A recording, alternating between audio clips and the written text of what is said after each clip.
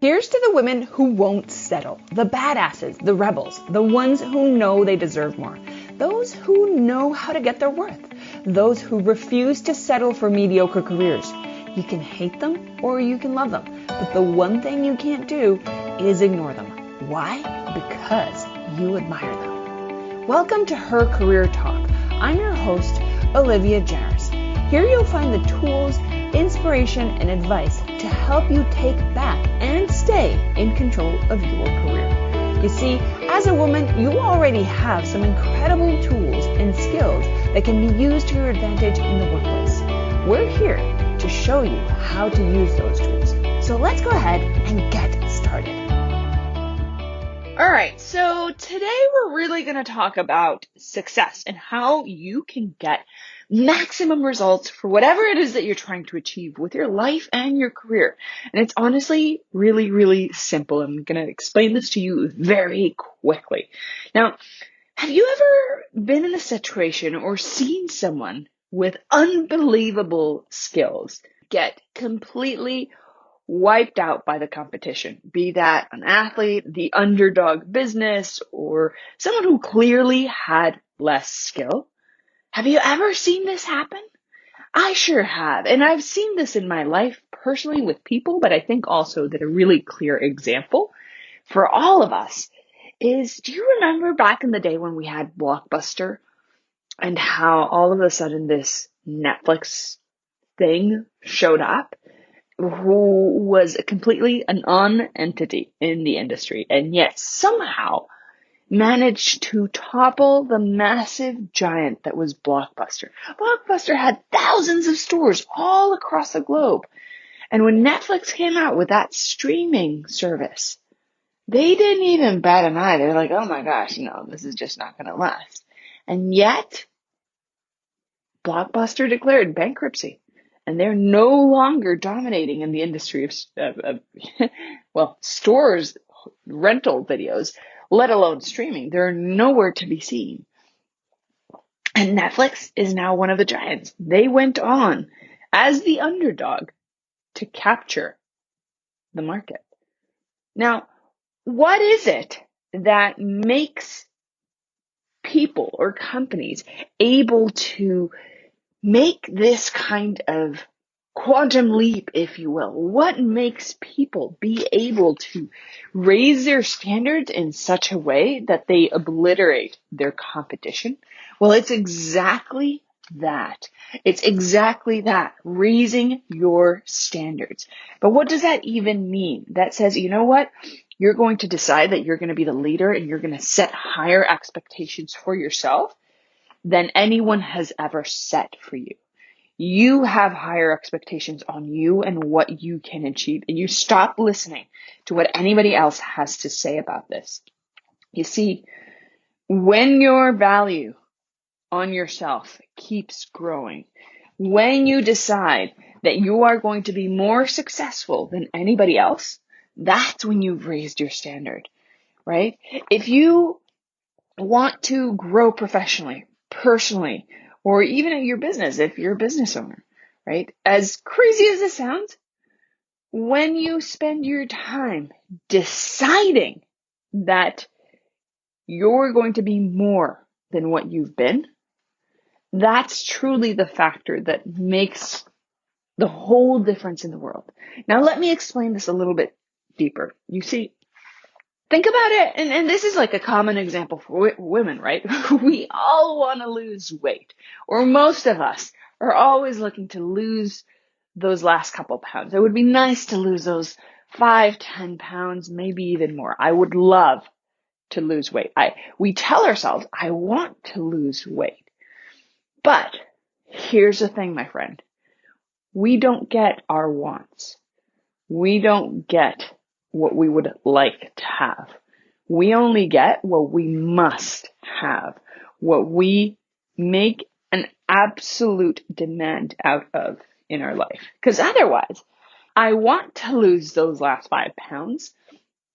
I want to be fit and healthy, but I want it when it's convenient, when it's comfortable, and when things kind of go my way. But when something is so airy-fairy like that. Like, yeah, I would love to lose weight. I would love to be at my fighting weight. If it's not a must, you're not going to achieve it. If it isn't imperative in your life that you finally lose those last 5 to 10 pounds, that you land that dream job, that you get that promotion, you're not going to get it. Things are going to get in the way. It's not going to be comfortable. It's not going to be easy, and you're going to give up. And that's the reality of things, is when you raise your standard and you decide, you know what? Losing those 5 pounds is a must for me. And it is going to be uncomfortable. It is going to be unpleasant. And I'm going to suffer through it. And it's not going to be easy. But it's my must. It has to happen in order for me to feel satisfied, in order for me to keep going. And this is the truth, ladies. You can raise your standards, but if you don't raise your desires along with it, you're not going to achieve your goal, right? If you would like to get promoted, but it doesn't become a must for you, you're not going to show up in the same way that you need to in order to land that promotion. So here's what ends up happening, right? You know how, and again, just because we're ladies, I'm going to use this example, but it applies exactly for whatever your career is and whatever realm of life that you might be thinking about. You know how things generally tend to go, right? Over the years, you gained a little pound here, you gained a little weight there, and then next thing you know, it's 5 years down the road and you gain a lot of weight. And it like all these tiny micro decisions that you allowed yourself to settle ultimately add up to that bigger number on the scale. And now I want to bring this back to your career though, and to your professional life, that it also happens this way, right? That first time that you don't go ask for a raise, that you didn't advocate for yourself, that first time that you didn't speak up in that meeting, even though you knew you should, because you had the solution to the problem or the right solution to figure out how to solve a project, what have you.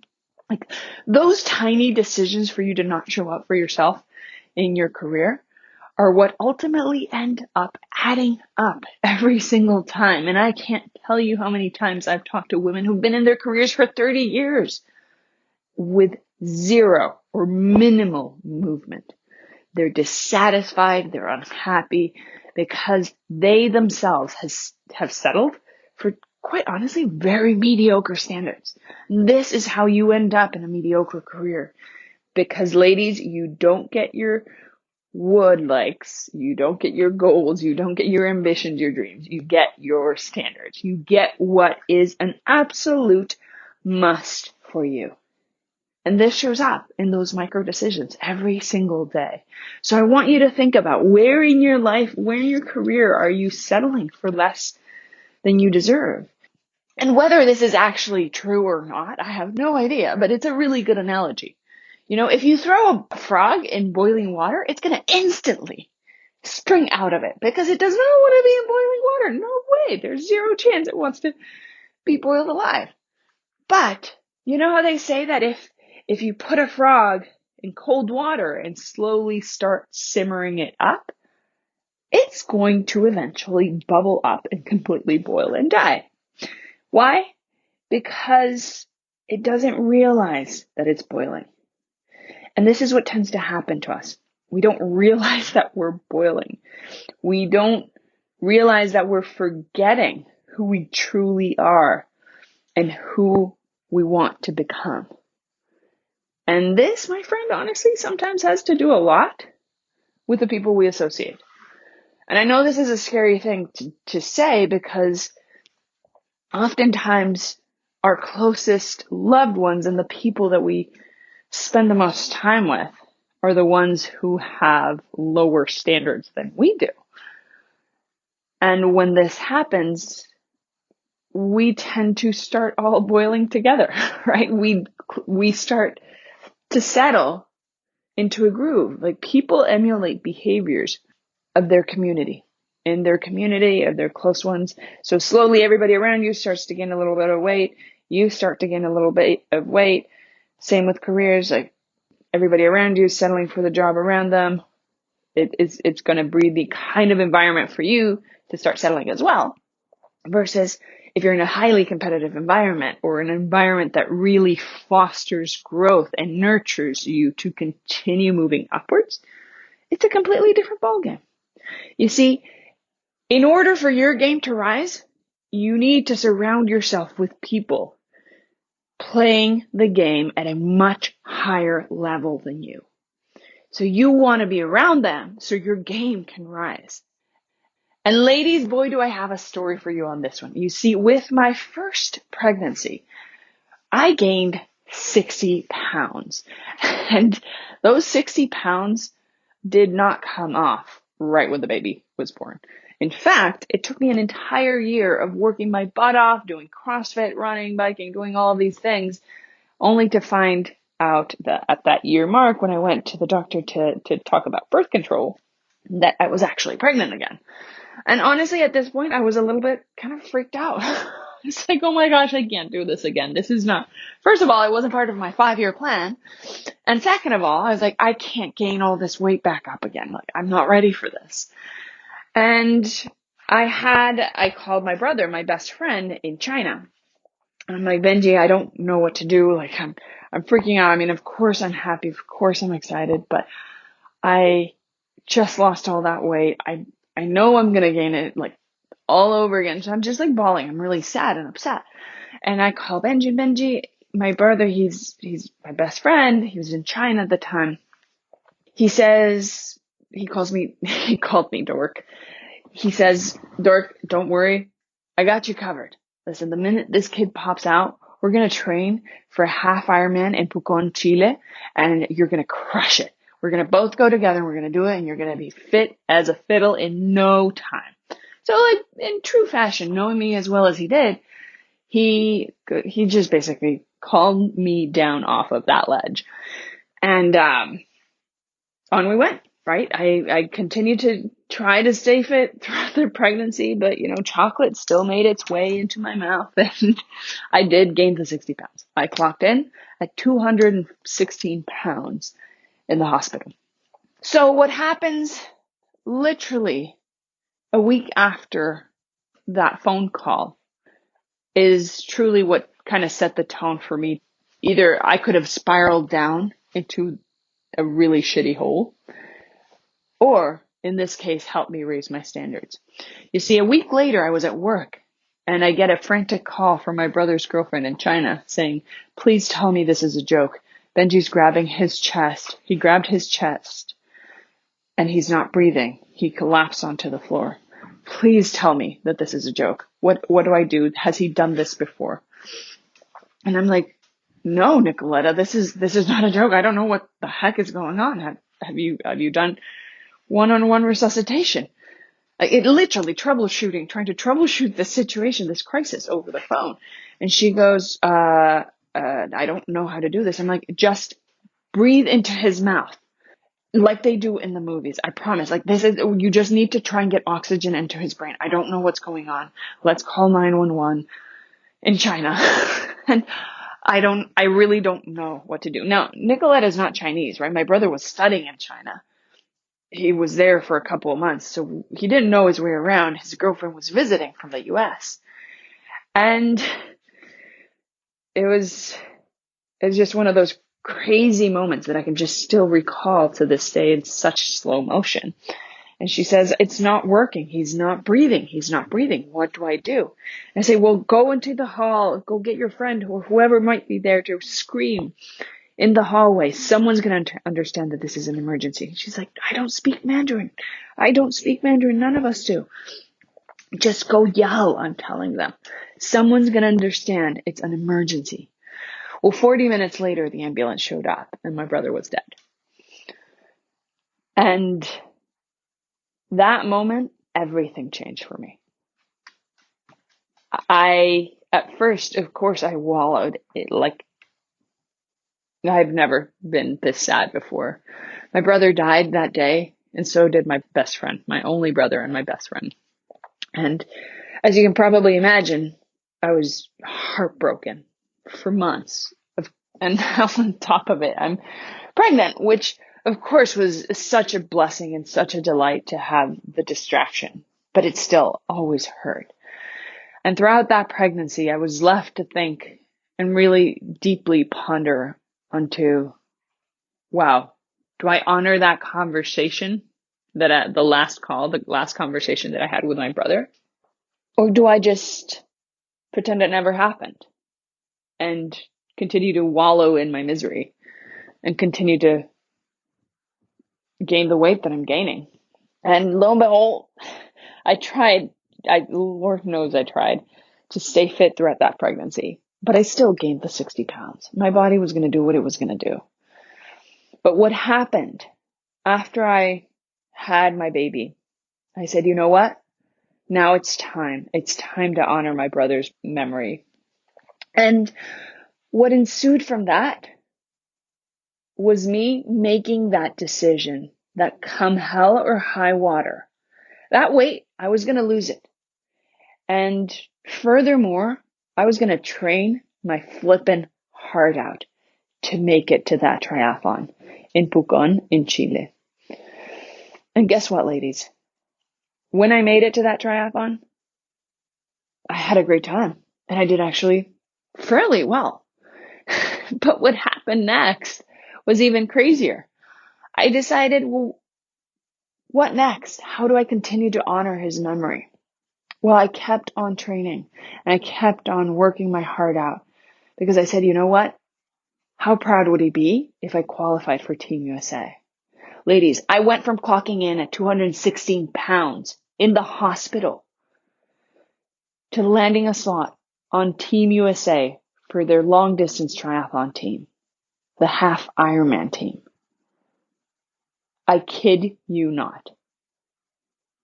See, and it all happened because I decided to raise my standards and make it a must for me. You see, there's people who have a lot of really natural talent, but natural talent won't get you very far if you don't have that will that tells you, you know what, this is enough. This is my new standard. This is how things are going to go, and it's going to go my way. And honestly, if you kind of follow the thread of that story I just shared with you, talent can only take you so far. But oftentimes in life, one of the greatest gifts you can receive is either massive failure or rejection. Something that goes so catastrophically wrong that you decide that no more, this is not the way I'm going to live. And truly, the insight here is that that was the gift of my brother's death, is for me to decide that, you know, I'm not going to go with this. This is not going to be how my life goes. And I am going to lose that weight. And this is why it's so important for you to anchor yourself. Once you make that decision, right? You need to surround yourself with the right people. And whoever that might be for you. For me, at that point in time, it was reading everything about triathlon, finding mentors. There was this woman, Siri Lindley, who I was like so inspired by. And I started following and consuming all of that. And I joined a Facebook community about that was all about triathlon so that I could kind of get inspired, get motivated. And that's really at the core of what made me move in the direction of achieving massive success. And, you know, maybe that's not what massive success means to you, right? You don't necessarily want to qualify for a triathlon team. But it was for me at that point in time. It had meaning, personal value and meaning and desire everything was in the mix. But of course, though, having the right circumstances and the talent and all of these things that we're talking about here, right? Making the decision to raise your standard and surrounding yourself with the right community of people will only take you so far. It's up to you to take action on those standards and to take massive, what I call imperfect action. Because if you don't take action once you've raised your standards, you're not going to get certainty behind it, right? You can't sustain your new standard if you don't change those limiting beliefs by powering through them, right? And the truth is that once you start taking action, relentless action, that's when things start happening. And it's tiny baby steps, ladies. It doesn't have to be massive right off the bat. You see the beauty of it. And when it comes down to your career, this is particularly true. When you start showing up for yourself, when you start doing tiny little things, such as putting your finger back on the pulse of your market to see what it is that you're really worth and what it is that you're missing out on. Or when you do something so tiny as like speaking up in a meeting and advocating for yourself, or understanding how to persuade, and you arm yourself with the tools to recalibrate all your career assets. What starts happening is so powerful that you end up building from all of these micro actions. These tiny little steps that you're taking end up building massive momentum. And when you combine those things, that decision that you make to raise your standard, you surround yourself with the right people and immerse yourself into the right environment. And then on top of that, you're taking massive action. That's when you become unstoppable. And that's truly at the core, the 3 steps that are going to take you from the underdog to leading that ultimate vision of yourself that you've always known that you need to embody. Now, I don't really care about what anybody else sees you, whether they see you as the underdog or, the show of the star. I don't really care about anybody else. What I care about here is what you want and what you set yourself up for, so that in your eyes, you see yourself as the one who was the underdog and now is extremely successful, that you overcame all of those limiting beliefs, all of those things that were setting you behind. Because again, ultimately it's about you. It's about nobody else but you. So anyhow, I sure hope that this little story that I wanted to share with you resonates with you. And I hope it inspires you to take a peek at your life and say, like, you know what? Where am I being the underdog? And where can I be the underdog so that I can completely outshine myself and raise my standards in a way that helps me achieve these results that I know I deserve, but perhaps I've been putting off for a little while. And of course, listen, if you haven't joined our free inner circle to surround yourself with like-minded women from all over the world, please go ahead and do so. It's a community of like-minded, ambitious women who are not okay with settling for less than they deserve. And I want to make sure that you know that that's a free space, completely free for you to just hang out and share and have it rub off, right? Have the inspiration, the success, and have the community inspire you and reinvigorate you when you either need to be inspired or when you need to come and share your wins, because that's the whole point of community. Not only do they hold you accountable to that greater vision of yourself, but they also are there to support you when things aren't going the way that you want them to. All right, lady, that's all for today. Make sure that you're liking, commenting, and sharing this podcast, because this is how we grow. And I can't wait to keep helping you and other women everywhere continue to harnessing that greater version of themselves and bringing it to life. All right, that is it for this episode. And if you're ready to take things to the next level, I invite you to check out our free salary coaching inner circle Facebook group on, well, of course, Facebook. You just go ahead and search for Salary Coaching Inner Circle on your Facebook search bar, and it will surely show up. You'll get live access to me, the opportunity to engage with our super powerful guest speakers, and you'll get the support of hundreds of career-oriented, like-minded women just like you. So check it out, and also be sure to catch out